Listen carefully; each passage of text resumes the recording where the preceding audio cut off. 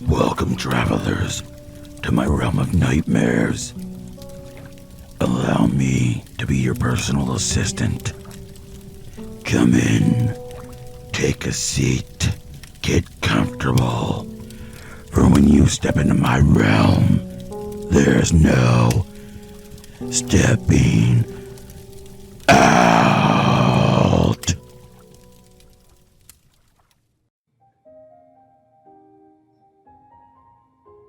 The nurse enters Tommy's room for his round of evening meds. She greets him with her normal forced smile and false platitudes. "Good evening, Tommy. How are you? It's time for your meds." She hands Tommy's medications to him before turning her back to grab a cup of water. Tommy dumps the pills out of the cup and into his hand.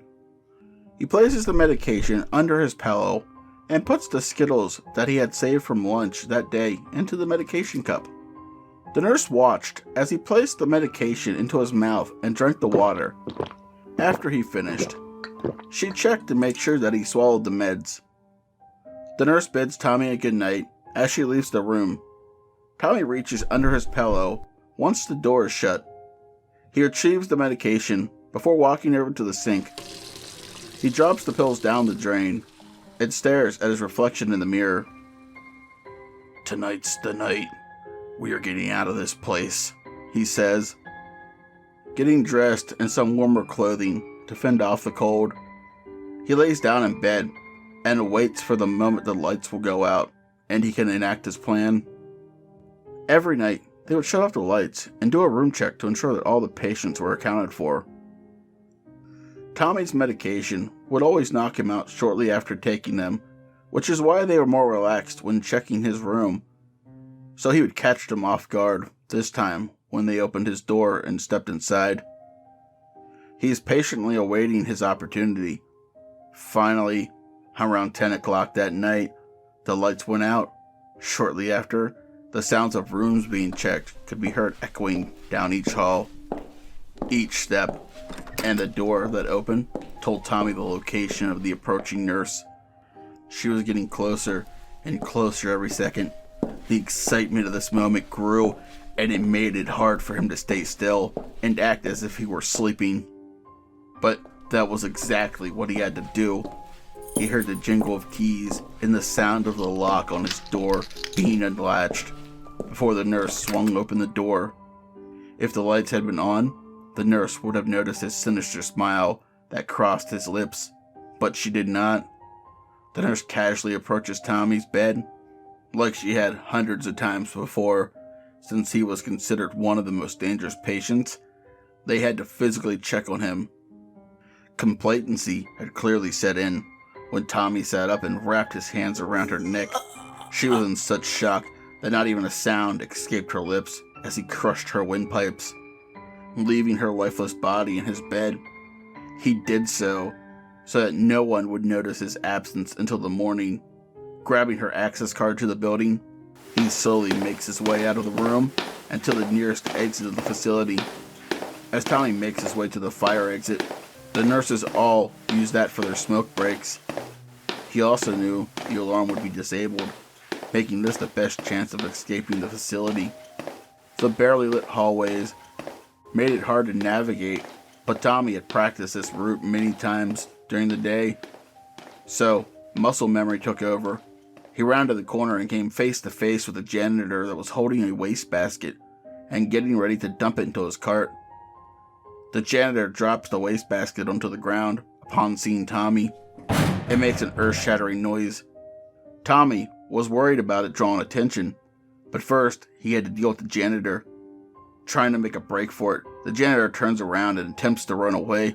However, Tommy, being bigger and faster, grabs him by his ponytail and smashes his head off the wall. Looking to see what could be used to finish the job, Tommy grabs a funnel and a bottle of bleach. Whilst turning over the janitor, he shoves the funnel into his mouth, pouring the entire container down the incapacitated man's esophagus. Who's gonna clean this shit up now? He lightly laughs. Tommy leaves the janitor's dead body lying in the middle of the hallway while making his way to the exit. It takes a few minutes, but he finally arrives at the emergency exit. He uses the fire escape ladder and sets foot on the frozen ground. The wind whips at his face, the cold biting through his clothing. Tommy got the lay of the land before noticing a little shack that was lit up like a beacon in the darkness. Tommy makes his way closer to the building.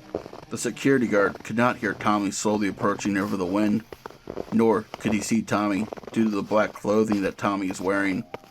It allows Tommy to blend in with the night. Tommy approaches the guard shack and quietly knocks on the door, which startles the guard. Not knowing what is happening, the guard opens the door and steps outside.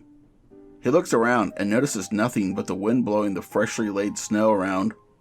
Tommy slips behind him and snaps his neck, dragging the guard into the shack. He approaches the gate and swipes the nurse's access card. The old gate that once stood as a sentry, keeping him locked in, opens up, granting him his long-sought freedom. Tommy walks through the gate, letting the wind hit him in the face as he enjoys the feeling of freedom for the first time in many years. He makes his way to the road, walking the way he had come all those long years ago. As luck would have it, a car drives by him about 30 minutes after escaping the institution. Tommy holds out his thumb, hoping that these people would be kind enough to pick up a complete stranger.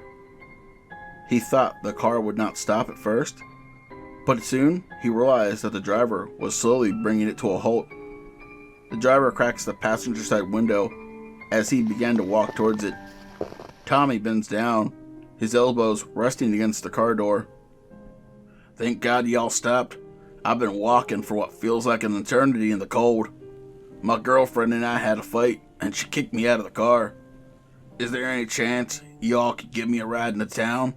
I'd greatly appreciate it." Tommy blows into his hands and gives the couple a shy, awkward smile. The couple look at each other, and the wife opens her mouth. "Honey, I know we don't usually do this kind of thing, but it's almost Christmas, and it's not very far," she said. The husband looked him up and down, and opened his mouth as well. "No funny business, okay, buddy? I am armed, and I will not hesitate to end you if you try something. Do you understand?" "Yes, sir, I understand. You will have no problem from me." Tommy puts his hands in the air. Another smile crept across his face, this one more menacing than the last, and made the couple uncomfortable. But they figured it was just a trick of their minds.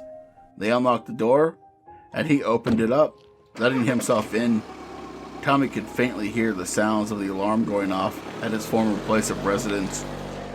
Getting into the car, Tommy was honestly grateful to these strangers for stopping. It was freezing outside, and the warmth of the car was a welcome change of circumstance. They drove in absolute silence. Tommy noticed the husband was continuously checking the mirror to ensure that his unexpected passenger was not up to anything funny. The drive was slow due to the winter conditions, but they made it to town. Upon entering the town, the husband opened his mouth once more. "Where should I drop you off at?" He glanced at Tommy. The look that he gave him screamed that he wanted nothing more than to be rid of the man. Tommy asked him if there was a motel anywhere nearby. "In fact, there is one close by. This is a small town, and everyone knows everyone. I'll take you there." Arriving at the motel, Tommy got out of the car, and he thanked the kind strangers for the lift. He turned around to make his way to the motel after watching the darkness swallow up their headlights. However, he didn't make it too far, because he heard the sounds of a bell. He turned around and looked. He saw a fat man dressed in a Santa Claus outfit. Across the street, a sinister plan took hold.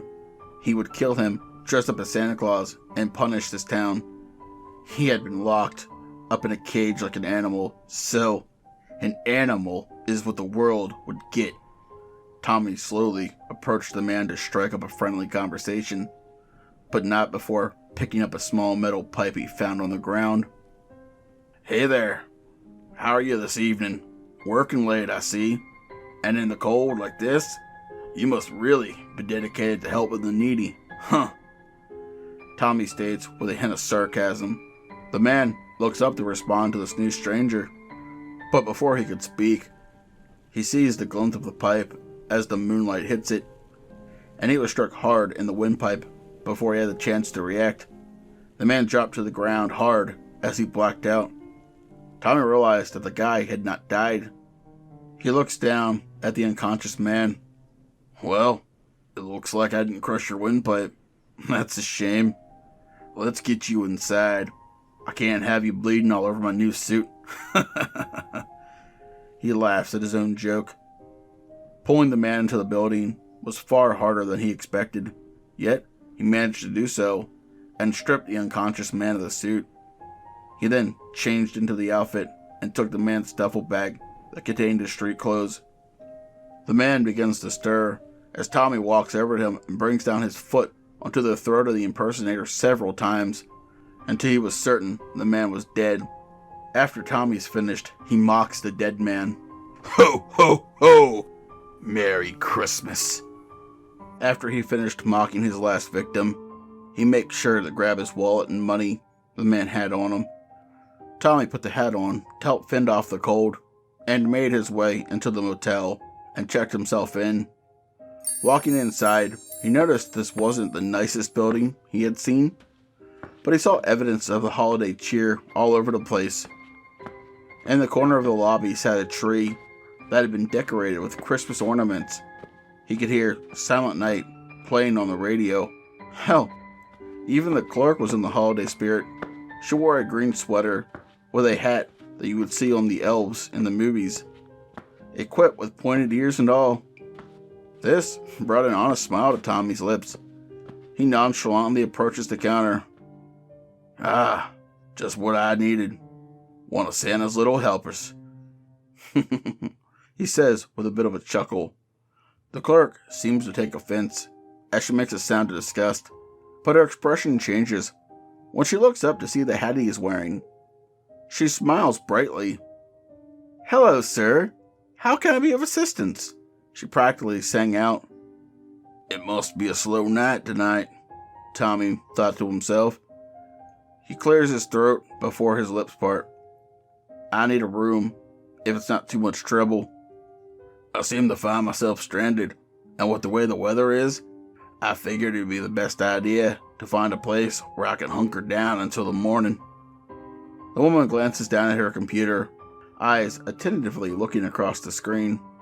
"Well, let's take a look and see if I can find a place to squeeze you in. As you can tell, we are packed." She gestures at the empty lobby. She laughs at her own joke. While checking him in, she hands over the room key. Tom begins to walk in the direction of his room. He gives the woman a little wave and a smile on his lips. "I'll be seeing you soon," he says quietly. It's just a few days until Christmas Eve, and Tommy wants to be well rested for the night, considering all of the fun activities that he has planned. The door to the hotel room shuts behind Tommy. The first thing he wants to do is take a shower to warm up, and then he will begin to prepare for what could be the best sleep he has had since being placed into that mental institution. Thinking about this time of his life brought back memories that he had long forgotten. Tommy remembers a time when he was 13 years old and his grandmother told him the tale of Krampus. It was on a Christmas Eve, a lot like this one, cold as balls, with the wind whipping around and snowing. He sat by a fireplace, listening to his grandmother, or Oma, as they called her back then. She would tell him all kinds of Christmas tales. This year, though, his Oma had told him a new one, which, up until this point, his mother would never let her tell him. The tale of Krampus, and what he did to naughty children. It had been 21 plus years, yet he remembers that terrifying tale of the half-man and half-goat creature, and now he would drag the naughty children to his hellish wonderland. That night, when he went upstairs to brush his teeth and get ready for bed, he saw Krampus in the mirror. When Krampus would appear to him, he would tell Tommy to punish the guilty that he lived with. That night, as his family slept, he snuck into his mother and father's room and cut both of their throats. However, for his younger sister and brother, who shared a room, he would not kill them, but they must still be punished. He crept outside to the birch tree that had been on that property for far longer than he had been alive, and grabbed a very thin yet sturdy branch off the tree. Tommy made his way back into his house, up the staircase, and into his sibling's room. He locked the door behind him before ripping off the blankets of his brother. Tommy viciously beat him with the switch. His brother was unconscious, and his back was bleeding by the time Tommy was finished with him. He towered over his sister and said, "Come now, sister dear. It's your turn." His sister tried to run past him, but he struck her with the switch, causing her to fall to the ground, and he did the same to her as he did to his younger brother. Tommy called 911, claiming that he needed to get his brother and sister medical help. After he had finished punishing them, Krampus did order him to not let them die after all. Tommy confessed to the crime once the ambulance and police arrived. He told the police about Krampus and how he was forced to do it. That event is what led him to being incarcerated in a psychiatric facility and not a prison. Reliving that night caused a chill to run down his spine. He had not thought about that night in a long time. The meds he had to consume on a day-to-day basis saw to that. Now that his head was clearing up, and he began to feel like his old self once more, as the numbness faded, Tommy lays down in his freshly made bed. It was so much softer than his last bed. He is transported into another world, one darker, blanketed in snow, and harsher than where he came from. Upon laying in the bed for a short moment, Tommy begins to explore this new world. He could hear the tormented screams of what sounded like children coming from a large castle-looking building. Out of curiosity, he continues his exploration. Once he steps foot onto a concrete landing, the castle doors open up by itself. His eyes widen in fear as he looks at the figure standing in front of him. The horrific Krampus towered over him, picking him up like he was an infant, pinning him to the wall. He hears Krampus speak, but the mouth never moves. It's like he is in Tommy's head and knows what he is thinking.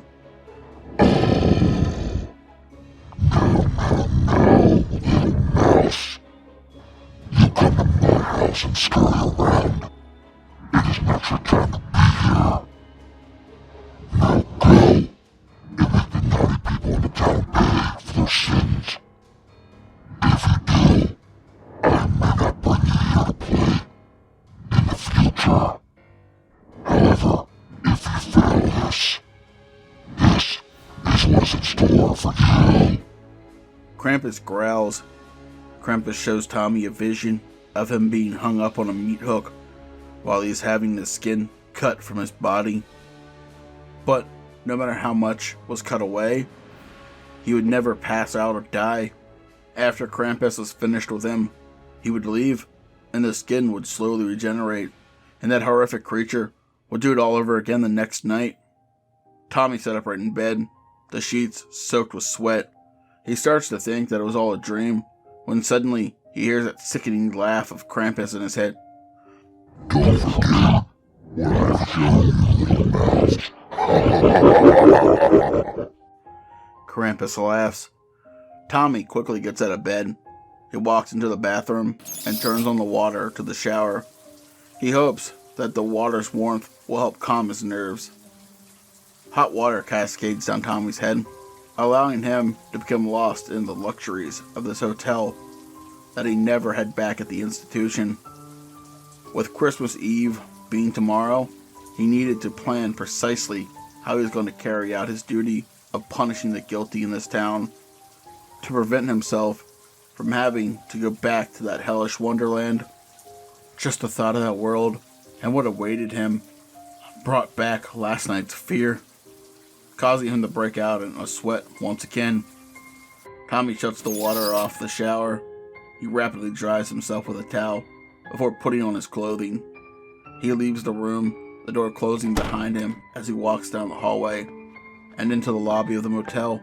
He walks up to the desk clerk, the same one from last night. He forced a pleasant smile on his face. Still here, huh? Yep. In fact, I'm just finishing up with the last few things I need to do before I can go home. Did you need something? She asked. Tommy swears that he noticed a glint of lust in her eyes. Actually, I need to get some stuff from the hardware store. I don't want to be too much of a bother, but would you be so kind as to tell me how to get there? Tommy gives her a playful wink, and the motel clerk returns the pleasant smile with one of her own. Name's Amy. I'm actually heading that way when I leave to go home. It's a few miles from here, and not out of my way. If you want to wait until I'm finished, I could give you a lift.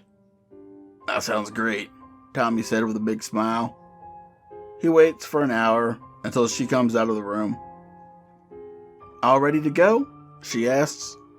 Tommy notices that she smelled nicer, like she had put on some perfume before leaving the back. That smells really nice, Tommy remarked. Thank you for noticing. It's a perfume my mother got for me. I don't recall what the name is, but I always love the smell. Well, let's hit the road, Amy blushes. Amy walks alongside Tommy as they exit the building. She guides him to the car, where they both get in. Amy pulls out of the parking lot and heads down the road. The trip took only a few minutes. They drove in relative silence. Tommy gets out of the car after they arrive at the hardware store. However, he looks at Amy before walking away. Will you be working this evening? He asked. Yes, in fact, I will be there all night, Amy responds. Great. Well then, I'll see you this evening. You know where I sleep after all, Tommy says, giving her another playful wink. Haha, that I do. I'll see you this evening. She returns the wink. Her cheeks blush a light pink, and she drives off. The bell on the door to the hardware store chimes, the ringing echoing throughout the store, which alerts the owner to Tommy's presence. A man looks up from the shelf he had just been stocking. Ah, well hello there.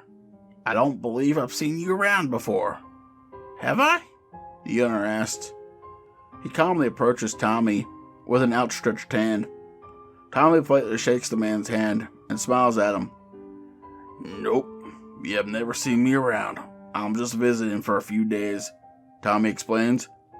I'm visiting my aunt, and she has some housework she needs to do. I'm in need of some supplies. Ah, well, that's a good lad. You don't see many people helping out their families like that these days. What will you be needing? Tommy thinks about it for a while. I'll circular saw, trash bags, hammer, nails, chlorine. My aunt needs it for around the house. Oh, and if you have any wooden bats, I want to go to the batting cages later. I find it's a nice way to relax, Tommy says. The owner listens to Tommy as he speaks. He guides Tommy through the store to help him retrieve all his items. Tommy places them into the duffel bag he brought with him from the motel. The owner directs Tommy back to the front of the store, where he proceeds to check him out. During the middle of the transaction, Tommy realizes he doesn't have enough cash on hand to purchase everything. Tommy rubs the back of his neck as if he feels embarrassed. Look, my aunt didn't give me enough money to cover all this, and I left my stuff back at her home. Let me tell you what, let me get the bat, nails, and a hammer. I should be able to get a lot of that done today, and I can come back with the rest of it later, he says. Tommy pays the man with a little cash he had on him. He gathers his materials and makes his way out of the store and in the direction of the motel. A thought occurred to him during his walk. He could put the nails into the bat and make what he was about to do a lot easier. So, on his way back, he looked for an area where he could work quietly. An abandoned farm happened to come into view during Tommy's walk. He walked to the shed, only to find it covered in years' worth of dust. Yet, the table had a device that could hold the bat in place, as long as the table doesn't fall apart, that is. Placing the bat into the machine, he pulls on it to make sure that the bat will not move. In fact, it stayed stationary. As he did this work, happy the bat will not move, he pulls out the hammer along with the nails and began to work, hammering one nail at a time through the bat on every side, while being sure not to compromise the integrity of the bat. Hours of hard labor passed before Tommy was satisfied with his work. He placed the bat into the duffel bag and quickly makes his way back to the motel. Tommy walks into his motel room, falling onto the bed and back into a peaceful slumber. He awakens around 7 in the evening to his alarm clock ringing. He sluggishly pulls on his clothing and makes his way to the lobby once more. As he enters the lobby, he notices Amy, a smile instantly spreading across his lips as he approached her. "Oh, hi. Just the girl I was hoping to see. I was wondering if you could bring me some fresh towels to my room," he said with a wink. A blush spreads across her cheeks. "and maybe hang out for a bit." "Absolutely, sir. I will be right in with some extra towels."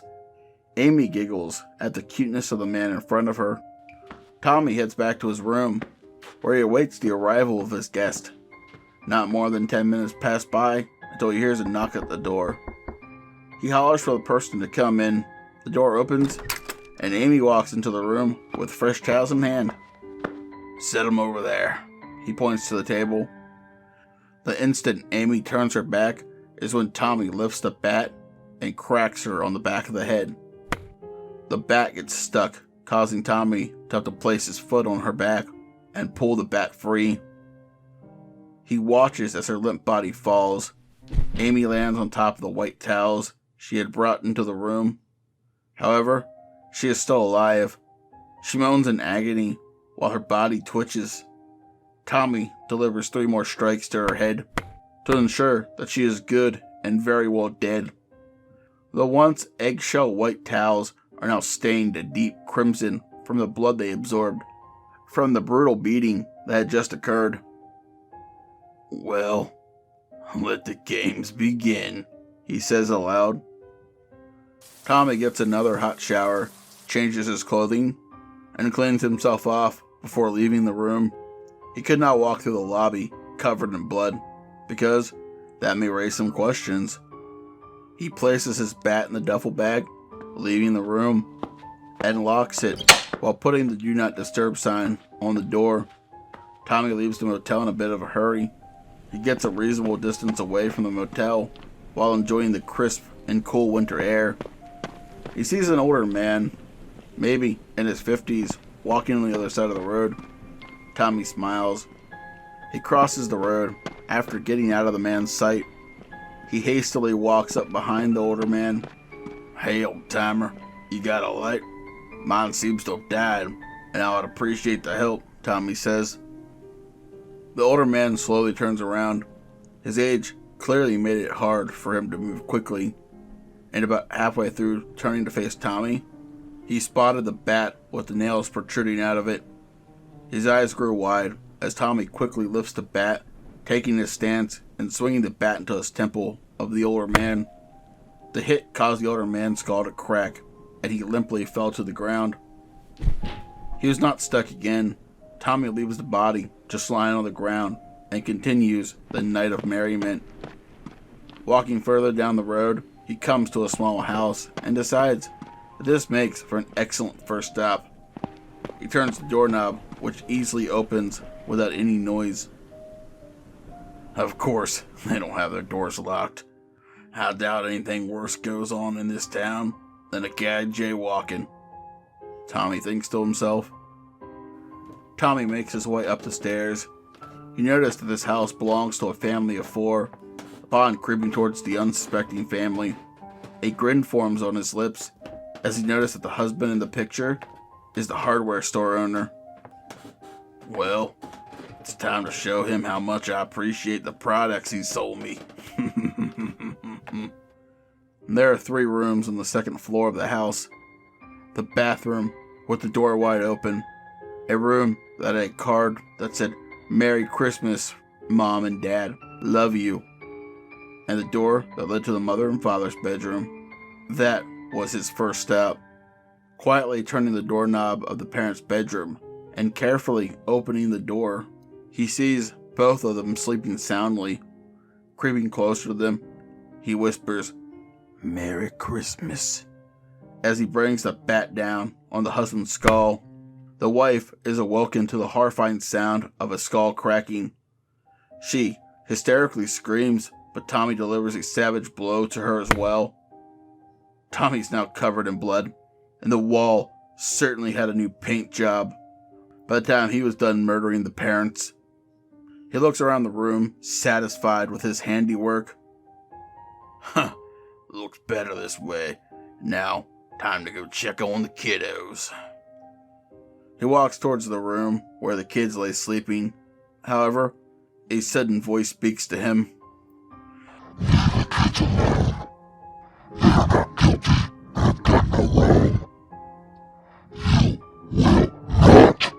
will not harm a hair in their heads.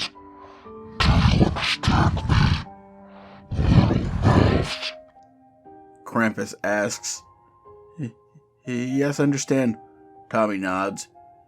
He noticed the flashing lights bleeding through the parted curtains on the window as he walks down the staircase. Tommy exits the house covered in blood, only to be greeted with a sight of 4 police cruisers, which is when he noticed a sign in the yard of the house proclaiming that it is protected by home security. Shit. Well, this is fucking perfect. One of the cops yells at Tommy to lay down his weapon. A wicked grin creeps across Tommy's face as he charges at the line of officers. The second he starts to run, the officers open fire, which causes him to fall to the ground before getting within 10 feet of them.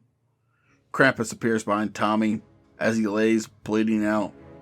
Krampus reaches out and grabs hold of Tommy's jacket before dragging him to the hellish wonderland of his nightmares.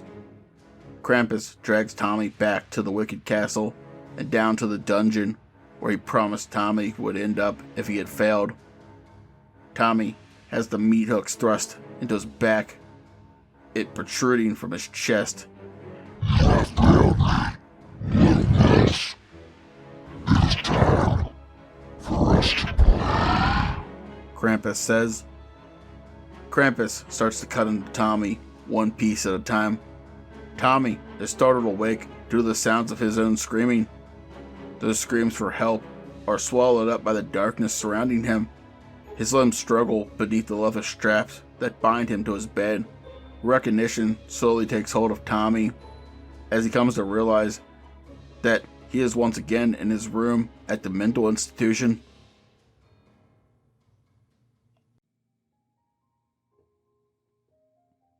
Tonight's story is A Night to Remember, written by myself. Chances are you'll enjoy the content over on Zori Audio VA's channel. She just put out a mega Christmas collab with myself, her, and many other talented narrator and voice actors and actresses. You should definitely check it out, and let them know PA sent you. Hey, did you know I have merch? Yeah, it's crazy, but I do. And if you'd like to walk around representing my realm and gaining new travelers, the links to my merch store, as well as all my other social medias, will be in my description below. As always, I'd like to say a special thank you to my lovely Patreons. 242 Reads, Rando Calrissian, Pam, Seraphine the Midnight Bard, Creepy Clown Girl, Mia Mina, Philia Noctis, Hair Raising Narratives, Spooky Boo's Scary Story Time, Nathaniel Nelson, and Lycan Trucker. If you'd like to join these lovely travelers by light of my fire, you can do so by becoming a Patreon as well. Just remember, support is always appreciated but never expected. Please don't forget to like, comment, share, subscribe, and ding that bell for all future content, as it will really help the channel grow and push this video up into the algorithm. I just want to say a happy holidays, Merry Christmas and a Happy New Year to any of you that may be celebrating the holidays this holiday season. I hope you and your family have a very blessed holiday season. But as always, travelers, once you step into my realm, there's no stepping